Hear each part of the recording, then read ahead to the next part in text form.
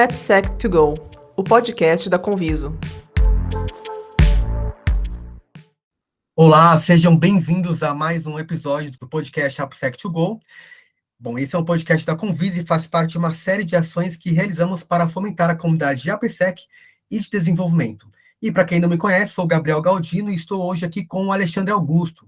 Possui uma longa experiência em segurança de informação e infra, gerenciando ambientes seguros, trabalhando com gerenciamento de riscos, estratégias de recuperação de desastres e computação em nuvem, além de processos DevSecOps. Hoje ele é gerente de segurança de informação na Tata Consultancy Services. E tudo bem, Alexandre? Tudo bom, beleza. Bom, e antes de começarmos a nossa conversa, é importante lembrar que no nosso blog.convisappsec.com, você encontra os links para todos os podcasts que já gravamos, além de uma série de artigos interessantíssimos para quem tem ou quer implementar a segurança de aplicações na sua empresa. Certo, e hoje estamos aqui para falar sobre um tema interessante, cultura de segurança no desenvolvimento de aplicações. Dev, você se considera responsável pela segurança? Bom, mesmo que não esteja em seu título ou descrição do seu trabalho, a resposta deveria ser sim, porque cada pessoa que é responsável pela construção de um código, ela tem também a responsabilidade de construir um código seguro e de qualidade. E o que é, então, cultura de segurança? Uma cultura de segurança, ela significa que todos aqueles que estão envolvidos em o desenvolvimento de uma aplicação precisam se preocupar com a segurança e tomar medidas para mantê-la. E para falar sobre isso, eu convidei aqui o Alexandre Augusto, que tem uma longa experiência e pode, então, nos ajudar a desdobrar sobre essa pauta. E antes de entrar no tema, queria aqui começar esse papo perguntando para você, Alexandre, um pouco sobre a sua história profissional, para que nossos ouvintes possam te conhecer melhor também. Que legal, que legal. Boa noite, gente. Obrigado pela oportunidade. Eu sou, como o Gabriel apresentou, eu sou Alexandre Augusto. Eu estou na área de segurança já faz alguns anos. Não vou ficar falando aqui para me parecer mais velho que eu sou, mas já faz um tempo. Puxa, eu comecei. A primeira vez que eu ouvi falar de segurança não se chamava cibersegurança, não era segurança do jeito tão dimensionado que a gente percebe hoje, era mais segurança de rede, segurança de sistemas operacionais. Eu comecei na Cefaz de São Paulo, na Secretaria da Fazenda, foi uma incrível escola, alguns caras que estão no ambiente de segurança de informação do Brasil, como o Fernando Fonseca, da Antebellum, também trabalhou comigo naquela área. Foi bem legal. Eu fazia basicamente segurança de rede e segurança de sistemas operacionais e serviços de internet. Então, proxy, Apache, web, toda a parte de front-end, algumas coisas que a gente cuidava de umas máquinas que prestavam serviço para a Cefaz, que eram bem avisadas. Então, naquela época, foi o meu primeiro contato com segurança. Eu fiquei nesse lugar 9 anos. A minha raiz é Unix e Linux, então eu vim do ambiente de linha de comando, né? E eu saí desse lugar depois de 9 anos e fui para a EDS, que era uma gigante de prestação de serviço de TI.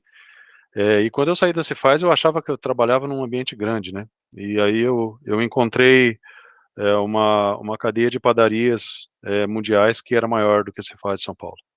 E aí eu falei, nossa, gente, o que é isso?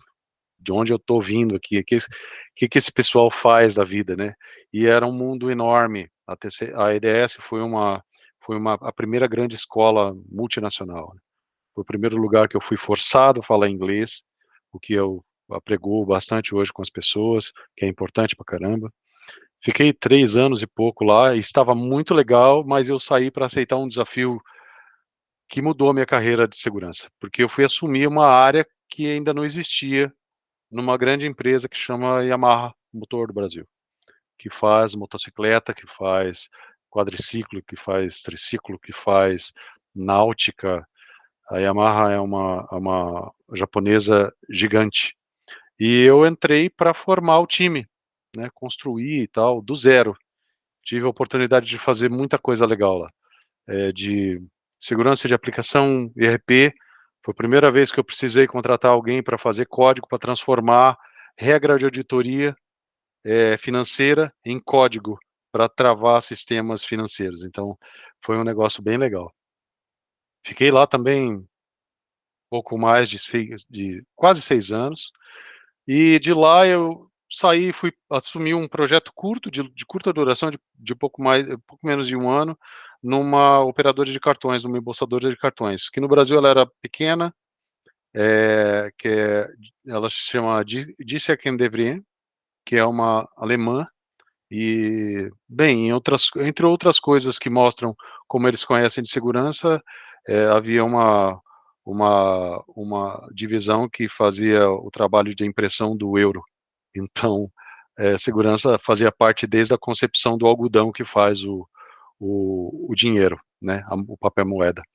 Foi bem legal, foi um mundo completamente novo. Fiquei um pouco menos de 1 ano nesse projeto, terminou o projeto e eu entrei na Tata, que é onde eu estou hoje, vai fazer 10 anos.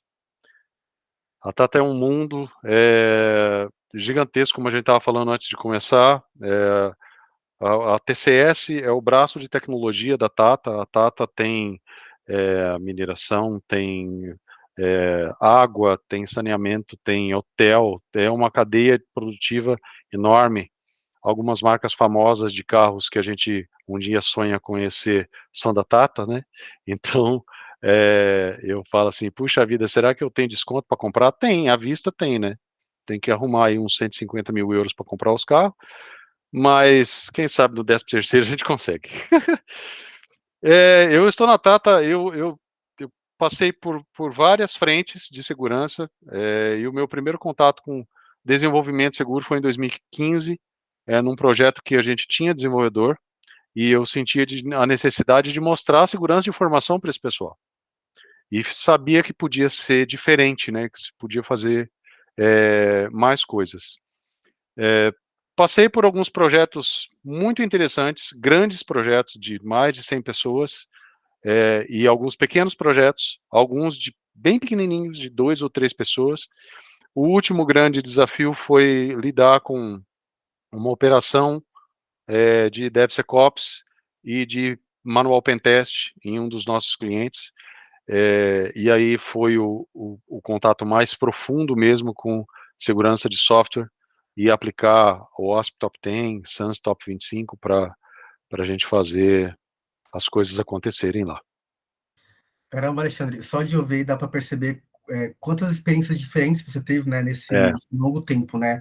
E também diferenças em relação a empresas grandes, empresas pequenas e essas outras grandes empresas. Uhum. E eu, antes de entrar assim, em um tema muito específico, eu gostaria de entender também uma coisa que se confunde muito quando a gente fala de cultura e segurança, é de cultura de segurança organizacional, que tem a ver mais com, por exemplo, o comportamento, senhas, phishing, malware, e também a questão da cultura em relação ao desenvolvimento de um software seguro, né? Cultura em software.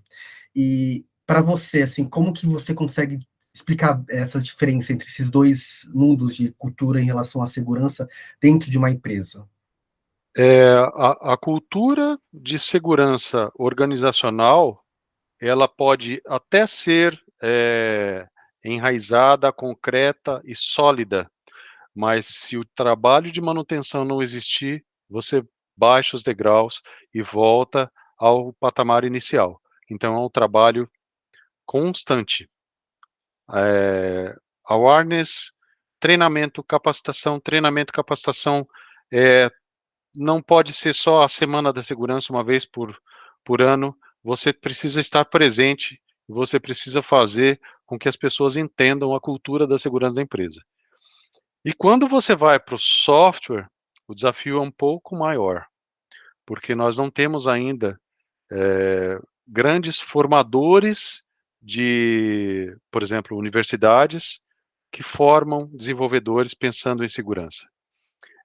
Um dos trabalhos que eu vim fazer aqui em Londrina, que eu conversei com você, foi de visitar universidades e conversar com as pessoas que constroem as grades dos cursos, para implorar para elas que eles incluam nas grades conceitos de segurança, e nos cursos de desenvolvimento inserir segurança de software desde a concepção, né? Desde do colégio, antes de ir para a faculdade, a gente tem essa possibilidade. Então, isso é muito importante, porque quando você... Hoje, como acontece? Você recebe o profissional pronto, muitas vezes o sênior, que conhece tudo de desenvolvimento, e aí a área de segurança manda um relatório desgraçado para o cara falando assim, olha, 30% daquilo que você fez não presta. Talvez 20% a gente consegue arrumar. Isso não é o jeito certo de fazer. Porque tudo aquilo que o cara fez é muito importante. E às vezes a única coisa que precisa fazer é ser verdadeiramente parceiro das áreas. Então, quando a gente fala de DevSecOps, o camarada de segurança tem que sentar junto do desenvolvedor. E aí sim, e falar assim, olha, isso é preocupante, isso é perigoso por causa disso. Quer ver como é que a gente faz para burlar esse controle? É assim. Então, quando a gente mostra isso, é outra coisa. Não adianta ficar só trocando e-mail e tal. Isso é construir cultura de segurança para o desenvolvimento. Boa. Quando a gente fala de DevSecOps, pensa também em DevOps e pensa nessa colaboração entre times. E isso que você falou muito Sim. bem, né? É o pessoal de segurança ser parceiro com o pessoal de desenvolvimento. Em relação às grandes empresas, né? A cultura de segurança ali é muito diferente. Aí quando a gente pensa mais no desenvolvimento de um software seguro, é muito diferente das experiências que você teve em empresas pequenas. Como que é essa relação de cultura de segurança em empresas aí de acordo com o tamanho delas? Esse seria um fator de influência, por exemplo, em empresas maiores, a cultura de segurança ela é mais consolidada ou ela é mais investida do que em empresas menores, ou não tem nada a ver? Eu acho que não tem uma relação direta, porque isso depende muito do segmento de negócio da empresa. Eu vi clientes que têm 100 mil funcionários, mas que estão em um nível muito elementar de segurança, porque não faz parte do core business deles, né? Você pega empresas do agronegócio, você pega empresas de siderurgia, que são gigantes, empresas centenárias, mas isso não faz parte do core business. Agora, quando você pega uma empresa de software, aí sim.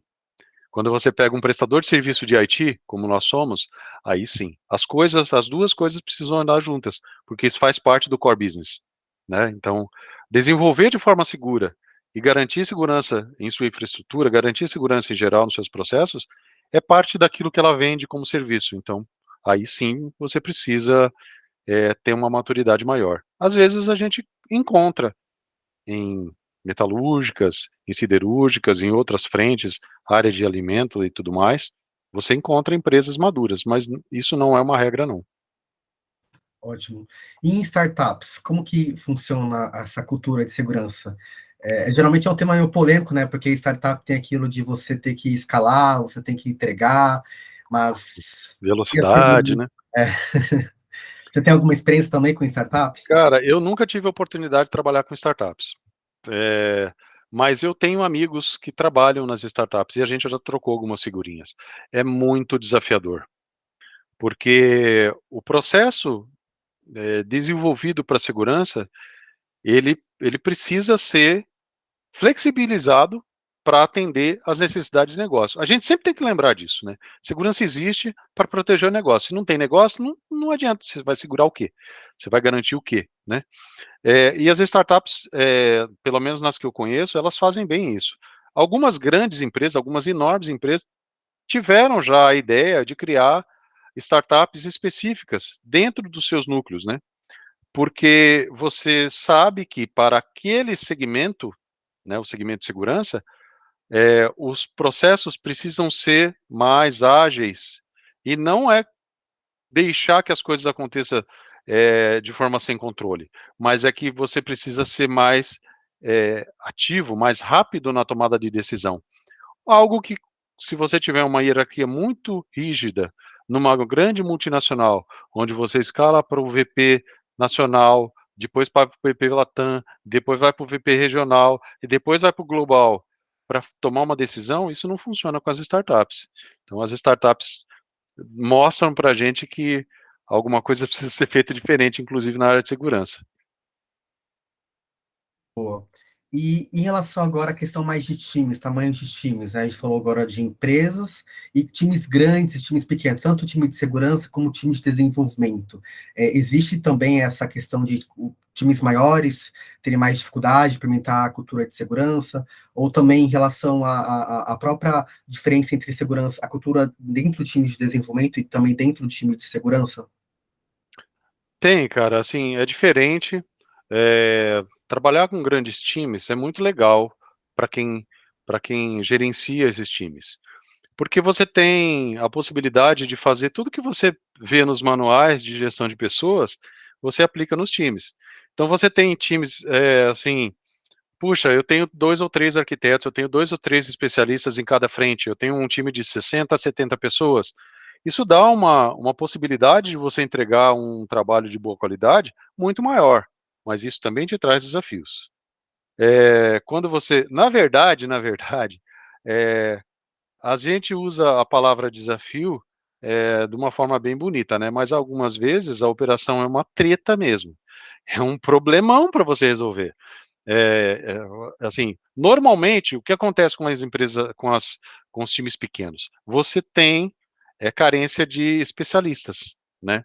Você tem uma pessoa que faz back-end e front-end, e você tem que fazer com que esse mesmo desenvolvedor cumpra os dois papéis.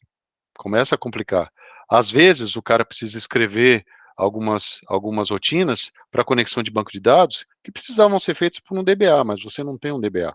Esses são os limitadores. Do contrário, às vezes você tem 3 DBAs, os 3 sêniors, mas aí você tem que gerenciar o ego deles. Porque o ser humano é feito disso. Então, grandes times também têm essas coisas, né? Você tem, eu tive uma lacuna na minha carreira que foi, isso é bem interessante porque eu deixei de trabalhar com segurança por 2 anos e meio na minha carreira. E eu assumi um grupo de SAP. Até hoje, quando eu lembro daquela situação, eu tenho um frio na barriga, porque o meu diretor falou para mim assim, cara, você já se provou em várias frentes, mas eu quero que você se prove sem o solucionador tradicional, né? Você não vai conseguir ajudar essas pessoas a resolverem os problemas. Não da forma que você faz normalmente, conhecendo tecnicamente. Então isso vai ser um desafio importante. Eu abracei esse negócio. E eu fiquei alguns meses sem dormir direito, tinha pesadelos, porque é muito difícil você não poder ajudar, né, alguém que está precisando de ajuda técnica. Mas o que como eu podia ajudar? Eu podia proteger o técnico na hora da resolução do problema. Então eu podia conversar com a área do cliente, eu podia conversar com a área usuária e falar para ele assim: olha, o que você precisa falar comigo, porque quem está resolvendo o problema precisa ter a cabeça fresca para pensar na solução. Se você pressionar ele, como você tenta pressionar a mim, a gente vai ter problema. O cara vai se sentir pressionado e não vai ter a criatividade para encontrar a solução daquilo. Foi muito legal, foi uma das coisas mais legais que eu fiz na minha vida. Eu conheci pessoas incríveis, mas eu senti saudade de segurança. Aí depois de 2 anos e pouco, eu falei: "Eu quero voltar, porque eu gostei pra caramba, mas eu quero voltar". É, bom, e em relação à própria questão de você ter comentado de que em times pequenos, né, as pessoas acabam meio que concentrando certas responsabilidades. Então, às vezes, por exemplo, em determinado contexto, para você poder influenciar na construção de uma cultura de segurança, é um processo às vezes complexo, né? Então, como que hoje, assim, pensando você como pessoa de segurança, como que a gente trabalha essa cultura de segurança em time de desenvolvimento, a partir dessa visão de SEC? Como que você pensa hoje para pessoas de desenvolvimento que não têm contato, ou como você comentou, né, não teve essa base de segurança, como que a gente faz isso em um contexto profissional? Eu acho que a primeira coisa que a gente precisa fazer é dar uns passos atrás e capacitar essa pessoa. Não adianta você tentar exigir do desenvolvedor sênior que tem 25 anos de carreira e que está fazendo um trabalho brilhante, e jogar fora o que ele faz porque ele está fazendo de forma insegura. Não, ele tem um valor enorme. O que você precisa fazer agora é colocar a cereja no bolo e mostrar para ele, primeiro, olha, você vai ser um profissional extremamente atrativo se você conseguir fazer isso, dessa forma. E aí a gente tem que ter investimento para capacitar essa pessoa, para dar treinamentos, para automatizar, para comprar licenciamento de ferramentas que facilitam a vida dele. Não adianta o cara colocar um Notepad++ na máquina, na mão do cara e falar para ele assim, ó, faz e faz seguro. Fih, não vai rolar, né? Calma lá. Então a gente precisa, não adianta só cobrar, a gente precisa ter essa diferença. Existem empresas que têm grupos globais que trabalham em esquema de follow the sun, né? Tem 3 turnos. Cara, cada modelo é um desafio diferente. E não é só a segurança. Às vezes, você precisa resolver outros problemas na operação para conseguir estabilizar aquele ambiente e aí sim ter a atenção das pessoas para falar de segurança e eles vão te dar ouvido. Porque enquanto o camarada está pilhado tentando voltar o ambiente que está com problema, está com lentidão, ele não vai dar pitaco para você. Não vai adiantar. A disponibilidade ainda é muito forte, ainda é o conceito de segurança mais forte dos 3, pelo menos na área de negócio, né? Falando de confidencialidade, integridade e disponibilidade é muito importante. Total. E isso que você comentou de treinamento é realmente um processo primordial dentro tanto da cultura de segurança, a PSEC, DevSecOps, ou seja, a segurança, o ciclo de segurança, né, a segurança contínua, ela exige essa capacitação, ela exige esse treinamento, porque a cultura ela é fruto dessa mudança de percepção, né?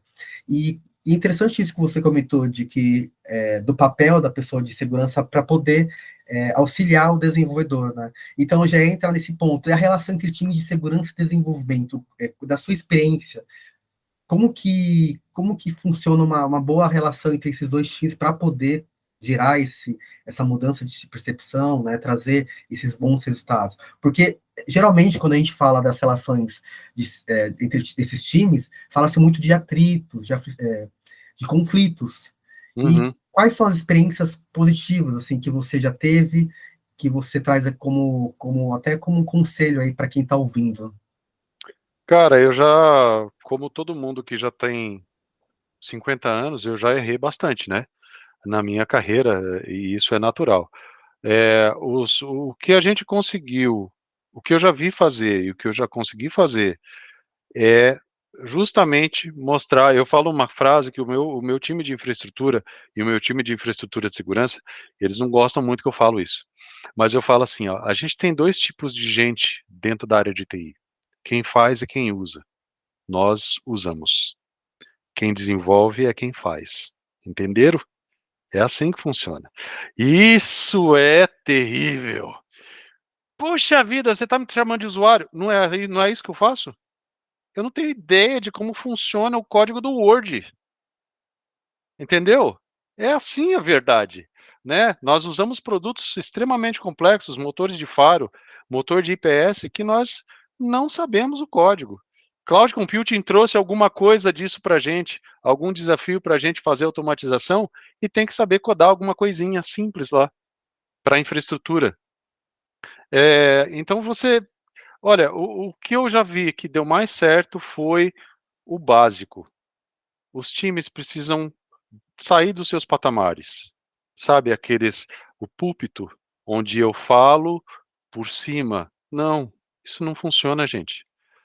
Precisa que o camarada corrija a falha, porque a falha é crítica e você precisa melhorar o seu indicador, senta do lado dele, fala com ele. Se possível, mude para o departamento por alguns meses. Ajude o camarada a convencer a diretoria de que ele precisa mais tempo para resolver aquela falha, porque aquele sistema está no ar há muito tempo e tem coisa que a documentação não vai trazer para você corrigir aquela falha. Então, parceria, o que a gente chama no suporte de colaboração incondicional e não planejada. Você está sentado na tua mesa, o cara bate no seu ombro assim e fala assim, meu amigo, eu preciso de ajuda. Quando? Agora. Você olha para o seu dashboard, ou você olha para as suas mensagens e fala assim: dá para esperar meia hora. Na verdade, quase sempre dá. Então você levanta e vai ajudar o cara. Colaboração. Os times precisam fazer isso. Senão a gente vai ficar patinando o tempo todo. A área de infraestrutura vai ficar falando que o DBA está matando as queries e o DBA vai falar assim, não, mas o custo da query que você fez, Dev, é muito injusto, você está matando o banco. E aí o Dev vai falar assim, poxa vida, mas a VPN está muito lenta. E fica um inferno de acusações desse jeito. Então, cara, tá todo mundo no mesmo barco, filho. Se o barco for para frente, todo mundo vai para frente. É bem essa visão, todos estão no mesmo barco.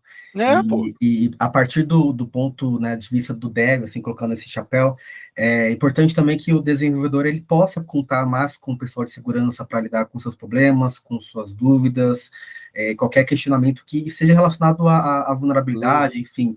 Porque o que acontece, às vezes com receio, com medo, ou com esse próprio distanciamento que você comentou existir, isso dificulta que esses times eles possam ter empatia entre eles e exporem suas vulnerabilidades, né? Porque, querendo ou não, isso de colaborar é você também se expor, é você sair um pouco desse palco que você comentou, né? Se desarmar, né? Se desarmar, bem isso. A gente tem muito preconceito, cara. O cara não se coloca no lugar do outro. As áreas têm sempre seus calos lá, tem sempre suas dores, né? Às vezes você tem um grupo todo formadinho, todo bonitinho, tá dando tudo certo. Por 2 meses, aí vem alguém e laça o seu grupo e leva ele embora, pagando 15% mais. Você vai fazer o quê? O que você vai fazer? Né? Isso acontece agora, na época da pandemia, onde a gente não precisa nem sair do. A gente não precisa nem enganar o chefe para fazer entrevista, filho. É fogo. Então, eu falo pro pessoal, eles dão risada. Eu falo assim, gente, a única vantagem de ser mais velho é que a gente já sabe uns truques, entendeu? A A gente já pessoa sabe uns vivida, truques, a né? gente já viveu isso. Então, poxa, tem que mostrar para a pessoa que às vezes aquilo ali é ruim pro meu lado também, né? É assim. Outro ponto também que eu estava lendo de uma pesquisa era uma tese relacionada à cultura de segurança, né, de software.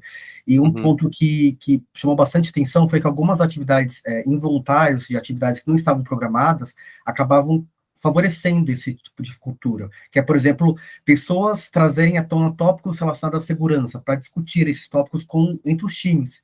E isso acabou favorecendo com que as pessoas também passassem a ter interesse.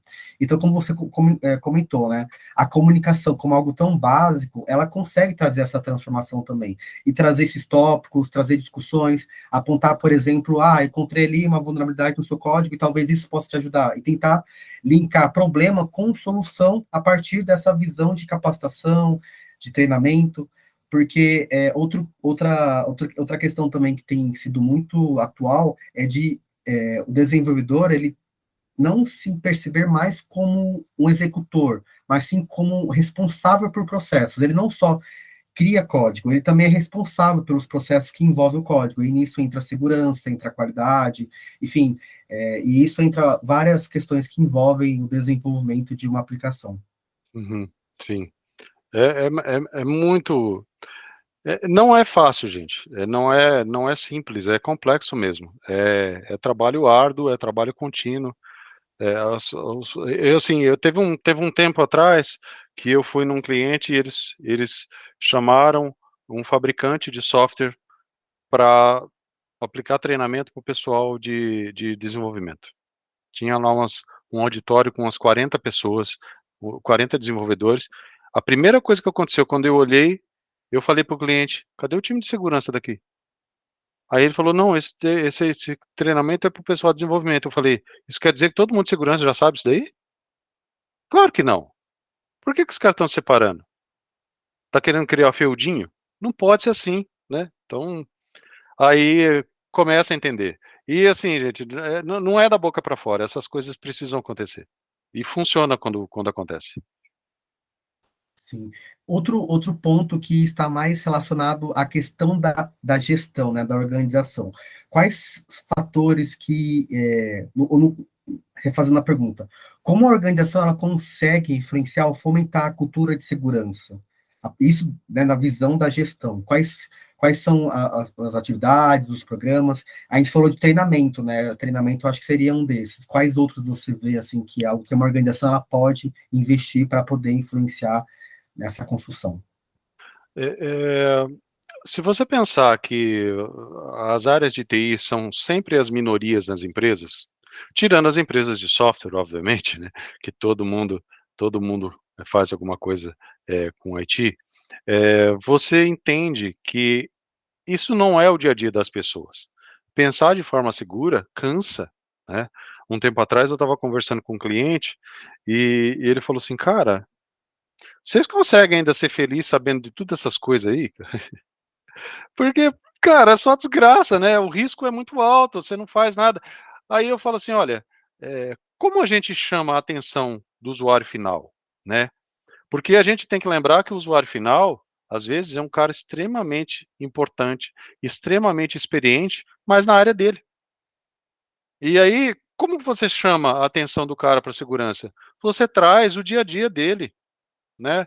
Você mostra para ele: "Fi, não é certo guardar a senha num Excel, tá? Não é certo.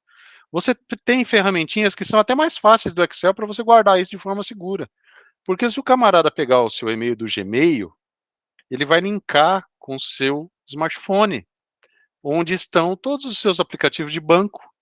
E se ele tiver a sua senha do Excel, ele junta as duas coisas e você vai ter problema para justificar depois para o banco por que você perdeu aquele dinheirão lá, né. Então, quando você traz a a a realidade do dia a dia dele, inclusive fora do ambiente organizacional, ele começa a linkar as coisas. E eu falo assim: "Gente, a gente precisa licenciar seu sistema operacional. Quando você compra uma máquina, tá lá o flagzinho marcado e que você vai pagar R$ 200 a mais pelo sistema operacional, se é aquele que você usa, deixa marcado. Porque depois você não vai conseguir atualizar ele. Ah, Alexandre, mas é caro, né? É caro. Quanto que custa depois você não conseguir proteger a sua máquina? O seu filho vai usar o computador da tua casa e clica alguma coisa errada e você vai usar o banco depois pela mesma máquina. São coisas que trazem a realidade das pessoas que não são de TI. Eu gosto de fazer, quando eu faço treinamento de conscientização, eu gosto de fazer o geral, mas eu também gosto de fazer os específicos. Então, porque, eh, as linguagens precisam ser outras, né. Quando eu falo, por exemplo, eu fiz treinamento de segurança de informação para não usuário de computador. Aí, é a hora que o filho chora, a mãe não vê. Desafio, hein? Como é que você fala para o camarada? Né, o camarada que não lida com isso, ele não usa computador para o trabalho dele, no chão de fábrica. Como é que você fala de segurança? Então, você tem que realmente ser criativo. E aí você tem que falar para segurança e tem que entender, o cara tem que entender o que é o cara, por que, né, crime organizado está envolvido com, phishing as a service? Que diabos é isso, né? O cara tá tentando te enrolar, o a engenharia social é o chaveco, é o cara que tá tentando te enrolar, entendeu? É isso que é. Não adianta usar a mesma linguagem para todos os públicos. Com certeza, isso da linguagem é muito, muito bom de falar, porque, por exemplo, a forma como você explica a segurança para um dev, para um gestor, é diferente. Você precisa adaptar e linkar com as necessidades, né, com as dores dessa pessoa, dessa persona, né? Uhum, E é interessantíssimo isso que você comentou também, sobre o fato de você economizar com a segurança. E aí entra também dentro da ideia do shift left, né? A gente sempre fala, trazer a segurança à esquerda, na verdade, é trazer a segurança em todo o processo, e no isso também está começo. relacionado à cultura de segurança, que é você mudar a ideia de segurança, a sua percepção de segurança como uma atividade específica em um estágio, por exemplo, de verificação, para você, na verdade, introduzir ela em todo o processo, antes mesmo de você construir o software, aí na parte mais abstrata, que é na parte que você faz a modelagem de ameaça, enfim, os requisitos funcionais. Certo, então falar sobre segurança também é falar sobre economia, e isso é um ponto que acaba também muitas vezes ajudando a convencer um gestor. E aí eu queria linkar com uma pergunta da comunidade, uma pessoa perguntou assim, uma pessoa da área ele é analista de segurança e dentro da empresa dele, ele quer implementar um treinamento de segurança, a empresa ela fornece esse tipo de investimento, mas ela não obriga o desenvolvedor a fazer. E aí ele não tem nenhuma, aí ele fala, não tem nenhum como dar alguma penalidade, obrigação para que o time de desenvolvimento a faça. Como que eu consigo motivá-los a fazer esse treinamento se eles não são obrigados? E aí, o que você diria para essa pessoa? Cara, eu já tentei de tudo. Eu já tentei bloquear o ID do cara quando ele não faz treinamento obrigatório. Eu já tentei de tudo. E o que dá mais certo não é penalizar quem não fez, é premiar quem fez. Quando o pessoal começa a ver o destaque daqueles que participam, nem sempre todo mundo vai, mas a maior parte das pessoas vai querer fazer parte daquele negócio também, porque todo mundo quer estar do lado do sucesso, né? Todo mundo quer estar do lado da premiação, todo mundo quer estar do lado do reconhecimento, da liderança. É, eu acho que tem uma, tem uma pegada, por exemplo, do conceito de Security Champion, quando você premia a pessoa que se engaja naquele tema, quando ele passa a ser o seu parceiro. Isso é muito legal. Mais até, dá mais resultado do que quando você tenta punir o cara porque ele não fez aquilo. Porque, cara, é, é assim, eu pego o time de segurança e falo para eles que agora eles vão precisar fazer um curso de código penal. E eu vou dar o Vademecum para eles de 1.200 páginas para ele ler a respeito de código penal. Não vai dar certo. Por quê? Porque aquilo ali não é o dia a dia do cara. Então, quando você vai fazer alguma coisa que é mais fora da zona de conforto, mais fora do dia a dia do cara, você tem que ter igual criança, né? Você tem que dar um doce pro cara. Você tem que falar pro cara assim, olha, dá para fazer. Às vezes a TCS tem um programa de recompensa, né? Então, é, tem milhares de cursos e os cursos estão lá. E aí tem os departamentos, eles ficam ávidos por fazer a formação dessas pessoas, porque quando você precisa, puxa, todo mundo que trabalha com infraestrutura tem que fazer os cursos obrigatórios de cloud. Tem que fazer. Aí o que eu fazia? Puxa vida, eu preciso fazer com que os caras conheçam cloud. Dá para fazer como? Eu vou lá e premio quem fez o curso e dou a remuneraçãozinha. Não é para o cara ficar rico, mas ele dá para fazer um almoço com os colegas, dá para ele comprar um livro que ele está querendo, pequenas coisas, sabe? Às vezes não é tanto dinheiro, é mais pensar mesmo do outro lado, pensar como... Eu detesto fazer curso obrigatório que não tem nada a ver comigo. Putz, tem coisa que é terrível. Então, é assim. É difícil mesmo.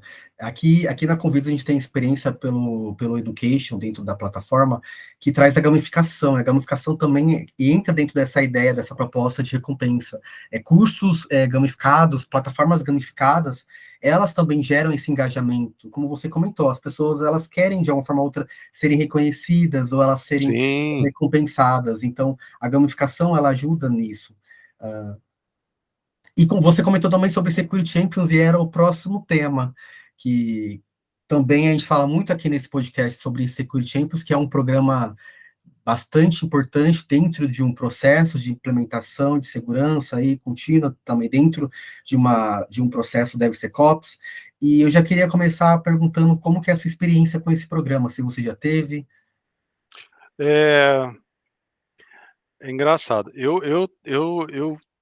Eu criei um programa de recompensa e de replicação de membros do time de segurança fora do ambiente de desenvolvimento, com os mesmos conceitos de Security Champion, antes do termo existir, ou pelo menos antes de eu conhecer o termo. Porque você pega o departamento fiscal financeiro e precisa ter um replicador de segurança lá. Como é que você faz, né? Você pode escolher, você fala pro chefe do cara assim, fala, escolhe um cara aí para fazer. Não vai rolar. Isso precisa partir do cara. Então, o que eu comecei a fazer? Eu comecei a fazer sessões curtas de 20 minutos, de 15 minutos, para falar para o pessoal qual era a vantagem de fazer parte daqueles que a gente chamava de replicadores de segurança? E, puxa, a gente encontrou gente nos outros departamentos que foram sensacionais para a gente, sensacionais. É assim, não haveria time de auditoria de código e nem de segurança de informação e nem de auditoria que conseguiria entender as falhas do processo como aquele pessoal. Então, se a gente não conseguisse trazer esse pessoal e falar assim, ó, dá para fazer um negócio legal, se você ajudar a gente, o mais louco foi o seguinte, a gente não conseguia falar para os caras que a gente ia dar premiação, que a gente ia fazer mochila, camiseta, não tinha nada disso, porque eu não tinha budget para fazer. Depois o budget apareceu. E aí a premiação foi de surpresa. Isso foi muito legal. Porque o pessoal não estava esperando, eles estavam fazendo para ajudar mesmo. Então, às vezes, é, é muito importante, a gente sabe da importância de fazer o negócio, igual construir casa, né?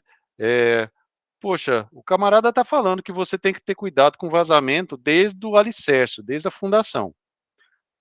Você vai deixar o negócio da infiltração na sua casa e não gastar o dinheiro com impermeabilização? Você tem que fazer o negócio desde o começo. É a mesma coisa com segurança. Você vai gastar menos e vai ter um negócio realmente pronto no final, com pequenos ajustes que você vai fazendo para manutenção. Todo mundo entende essa linguagem, né? Todo mundo sabe que quando você vai fazer um negócio, você tem que fazer o negócio certo desde o começo. Shift left é isso, nada mais. Sim. Em relação a Security Champ, eu até vou comentar um pouco assim, mais, porque a gente fez uma vez uma pesquisa para a comunidade de desenvolvedores perguntando se eles conheciam Security Champions e a maioria não conhecia. Eles achavam que Security Champions seriam os campeões de segurança, mas na verdade Uhum. não é isso. Apesar do nome ser Security Champions, na verdade Security Champions ele vai muito além de segurança em si, ele é um transformador cultural, como você falou, né? Replicador de segurança que vem da perspectiva do locus em que ele se encontra. Por exemplo, o programa de Security Champions em um ambiente de desenvolvimento são desenvolvedores que voluntariamente decidem participar desse programa e são capacitados sobre segurança, são pessoas que são interessadas em segurança, e elas se tornam, então, esse elo entre segurança e entre desenvolvimento e segurança. E como são desenvolvedores, né, como você comentou, tem a linguagem, tem a perspectiva, tem a visão, eles conseguem, então, incorporar as demandas de segurança, conseguem também replicar as informações em relação à segurança para os seus colegas, enfim, para o seu time. E é interessante que nas nossas experiências aqui com o Security Champions, uma transformação cultural, ela vem, assim, é algo que acontece, e é interessante como que pessoas, né, conseguem fazer essa transformação, e pessoas desenvolvedoras que são treinadas, capacitadas, enfim, elas aprendem mais sobre segurança e conseguem fazer, trazer transformações que vão além de ferramentas, porque aí também é importante enfatizar, quando a gente fala de segurança, que a gente está falando de testar a aplicação, é muito mais além disso, é você fazer a codificação segura, é você fazer ali, enfim, a modelagem de ameaça e várias outras etapas de segurança que entra dentro do ciclo de desenvolvimento. Sim. Olha, a gente pega assim, ó, não é fácil de criar o programa, né? O cara precisa aprender a ficar de pé, precisa aprender a caminhar para depois ele correr. Se você chega lá e fala assim, ó, nós tudo que de TI, tirando alguns sortudos, a gente tá meio gordinho, né? Tá meio fora de forma. Aí você fala assim, ó, você vai ter que correr 100 metros abaixo dos 10 segundos. Para mim, abaixo dos 20 segundos já ia ser diferente. Bem difícil. Não vai adiantar. Então, você consegue andar, tem que ser gradual mesmo. É, quando você fala de engajar e de mostrar para o camarada, às vezes é isso, né? Você tem que dar o tempo. Eu lembro de uma vez, quando a gente estava falando assim, puxa, gente, vamos lá na apresentação, o camarada vai trazer um software que facilita a verificação, a validação do código em tempo de execução. Aí tinha um desenvolvedor que eu adorava ele. É um sênior que ele baixou o óculos assim, ó, e falou assim: você tá me dizendo que enquanto eu codo a aplicação, mas me falar se o que eu faço está certo ou não sob a perspectiva de segurança, eu falei, é isso mesmo, ele. Eu vou lá que eu quero ver esse negócio. E, cara, foi meio desafiador. Eu falei, esse negócio tem que funcionar agora, porque ele era o influenciador do grupo. Se ele abraçasse aquilo, e aí eu cheguei pro palestrante e falei assim, meu amigo, dá uma atenção para aquele camarada lá, tá? Tem que funcionar na vez dele, entendeu? Ele, beleza. E funcionou, cara. E aí ele falou assim, cara, dá pra fazer uns negócios muito legal com esse treco aí. Então tem ferramentas, mas elas custam caro. Aí você volta lá naquela nas primeiras perguntas a respeito de investimento, né? E aí, às vezes, você tem que demonstrar, e é difícil demonstrar isso. Olha, a gente precisa gastar mais aqui para gastar menos na frente. Não é fácil fazer esse exercício. Eu tive um chefe na Yamaha que ele falava assim, Alexandre, ele falava bem calmamente, ele era gigantão, assim, mais de 1,90, e ele falava assim, Alexandre, toda vez que você for pedir dinheiro para comprar seus brinquedinhos, você pensa que você vai ter que vender uma motocicleta. Quantas motocicletas você tem que vender para comprar o seu brinquedinho, tá? Eu, meu Deus do céu. E eu fazia essa conta. Toda vez que eu ia chegar lá, fazer o equipamento, pedir a licença, eu falava assim, quantas motos que eu vou ter que... Puta. Quando passava de 3 dígitos, eu falava assim, meu Deus do céu, me ajude agora. Porque era muito difícil justificar. É difícil mesmo. Meu Deus. Então, quando a gente fala de shift left, é isso, é economia, né? Dizem pesquisas que você economiza 100 vezes mais se você previne uma vulnerabilidade do que você tratá-la no final. E como você falou, às vezes você vai ter que gastar com uma ferramenta, com um treinamento, enfim. E, obviamente, a ferramenta ela é esse apoio, né? Ela não faz a magia. Quem faz a magia é o desenvolvedor com a pessoa de segurança. E aí também tem a ferramenta certa para o momento certo, e aí também não a gente entra em outra grande discussão sobre ferramentas, porque são várias, né? São N Sim, são ferramentas, muitas. são muitas. E, bom, já caminhando para o final, trazer uma outra pergunta aqui, de uma pessoa desenvolvedora que está trabalhando em um ambiente em que não se executa um ciclo de vida de desenvolvimento seguro. Ela está nesse ambiente de trabalho ali, onde não tem a cultura de segurança, e ela quer implementar essa cultura, ela quer trazer aquilo para o seu ambiente porque ela gosta de segurança. E o que você falaria para ela? Eu acredito que esse trabalho pode ser mais ou menos insanamente difícil. Fácil não vai ser. É, cara, depende do ramo de atuação empresarial, né? Como eu falei, às vezes aquilo não faz parte do core. Se você trabalha no departamento de uma empresa que depende de software, a necessidade já está posta, né? Ele não vai sobreviver, o core business não vai sobreviver se ele tiver produzindo coisas vulneráveis, se ele tiver produzindo coisas bugadas. Isso é parte do negócio. Agora, tem coisa que não é assim, né? Uma empresa que não é da área, talvez os elementos de segurança, isso é muito interessante. Tem muita gente que fala assim, puxa, eu não gosto mais de trabalhar com consultoria, né? Eu quero trabalhar para uma empresa que faça. Eu quero ver, eu gosto disso, eu gosto de ver o começo, meio e fim. Às vezes nas consultorias você é contratado para fazer um determinado trabalho, para implementar alguma coisa. Depois você vai embora e aí você deixa os órfãos lá, né? Você fica sem saber o que foi que aconteceu. É, ciclo de vida de inserir segurança no ciclo de vida do software não é para iniciantes, né? É para iniciados mesmo. Você tem que galgar um patamar. Às vezes, dá para conseguir fazer algumas pequenas mudanças. Não dá para mudar tudo de uma vez. Isso aí não dá. A gente tem que lembrar, há uns 2 anos atrás, eu vi uma pesquisa que falava assim que aproximadamente 60% das empresas brasileiras não desenvolvem em ambientes isolados da produção. Eu li aquilo e falei assim, vocês estão bem com 60%, viu? Porque eu acho que é bem menos. É bem menos gente que tem ambiente de desenvolvimento, homologação e produção. Nós estamos nesse nível ainda, né? E não é só Brasil, não, viu? Eu tenho colegas que trabalham na Europa, nos Estados Unidos, e os caras estão do mesmo jeito. Eles chegam lá e falam assim, cara, eu não tinha ambiente de dev. Os caras codavam no notebook. e aí levava o código para casa todo dia com o notebook na mochila. E você falou o quê? Eu tive que respirar para mim não ter uma síncope nervosa, mas essa é a realidade. Não é core business dos caras. É fogo.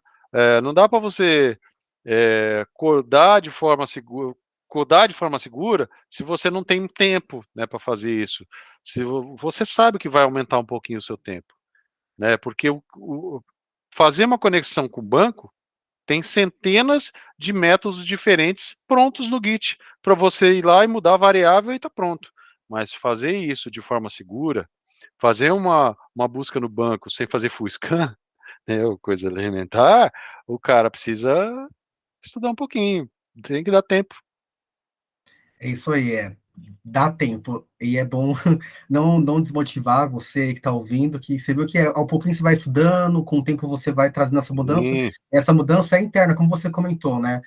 Trazer uma mudança de todo o sistema aí vai ser algo a longo prazo, mas se você começar essa mudança internamente, também buscando apoio das pessoas de segurança, apoio também de outros colegas que também se interessam pelo tema, trocando figurinhas, trocando artigos, cursos, aos pouquinhos vai trazendo essa mudança, né? Porque de fato é algo muito, às vezes muito complexo, algo que envolve muitos outros fatores, ambientes, sistemas, então também demanda um pouco mais de tempo. Mas a ideia aqui é realmente incentivar a buscar esse conhecimento. sim. Mudar a cultura não acontece de uma hora para outra. Veja na sociedade, fora do departamento de IT, quantas gerações demora para mudar um pensamento torto que a gente tinha há 20 anos atrás e que hoje é um absurdo se levar da mesma forma. Mudar a cultura depende de tempo mesmo. Com certeza. Mas a gente está aqui para mudar essa cultura. Tem que começar, né? Não dá para falar que vai demorar 20 anos, então eu vou começar daqui a 15. Não, tem que começar. Estamos chegando ao fim do nosso bate-papo aqui com o Alexandre, mas os nossos ouvintes podem usar as nossas redes sociais para fazer perguntas, trazer comentários. E lembrando que no nosso blog você encontra muito conteúdo sobre a PSEC e também nossos podcasts anteriores. Alexandre, você teria alguma dica de conteúdo, livro, canal, YouTube? Agora pode falar e fazer sua merchan. Olha, eu tenho a dica de um livro que é, putz, eu falo desse livro para todo mundo, que é Epic Failures in DevSecOps. Os caras juntaram umas 15 pessoas e mostraram no livro, num livrinho curto de menos de 200 páginas, como foi que eles fizeram as tragédias na tentativa de implementação de um programa de DevSecOps. E aquilo ali, cara, é uma aula pra gente, porque já tá ali, né? Se você fizer desse jeito aqui, vai dar ruim. Então, é bem legal. Epic Failures in DevSecOps é um. Segurança em geral, eu gosto muito de casos reais de segurança, né? Então, guerra cibernética é um amarelinho, é muito legal. E contagem regressiva para o Zero Day, que envolve desde a concepção dos ataques das usinas, das ogivas de enriquecimento de urânio iranianas, e de como aqueles ataques foram feitos, como o código foi escrito, é muito legal. YouTube, tem um camarada meu que eu conhecia uns anos atrás, ele disse que ele começou a trabalhar com segurança por causa de mim, é o Cássio Batista, ele tem um canal no YouTube que chama Sexta Segura, e ele é desenvolvedor. Então ele fala a mesma linguagem que às vezes eu não entendo, eu falo assim, ô Cássio, pô, esse episódio aí você me judiou, enfim. Mas ele fala a linguagem de quem coda, ele fala a linguagem dos desenvolvedores. Vale muito a pena. Procura Cássio Batista Pereira no YouTube, Sexta Segura, que vocês vão achar ele. Obrigadão. Lembrando que as redes sociais do Alexandre Augusto vai estar na descrição desse episódio, nas nossas plataformas. E é isso, a nossa entrevista acaba por aqui. Muito obrigado por terem acompanhado esse papo. Obrigado, Alexandre, por sua participação. E para continuar recebendo notícias sobre o mundo de AppSec da Conviso, siga a gente nas redes sociais. Valeuzão. Obrigado, gente. Obrigado pela oportunidade. Adoro esse tema. Foi bem legal. Espero que o pessoal goste.